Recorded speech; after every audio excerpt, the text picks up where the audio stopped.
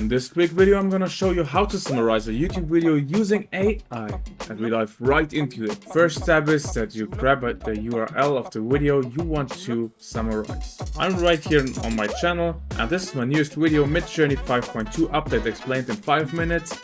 And we click on the video, and we grab the link, and we head over to the next step, which is we need the transcript. And I will leave the link for you down in the description below to YouTubetranscript.com.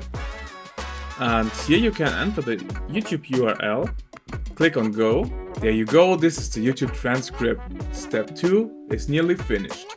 Now click on copy entire transcript on the left corner, copied. Last step. We need ChatGPT or another chatbot. We will use ChatGPT for now. I give GPT the prompt. I will provide you with a YouTube video transcript. Please summarize the video, create an outline and description for every key moment. This is the script, and then we paste in the script. Of course, the transcript is not perfect. Instead of Midjourney, it's Mid-China version 5.2. But we know it's about Midjourney, so it's okay.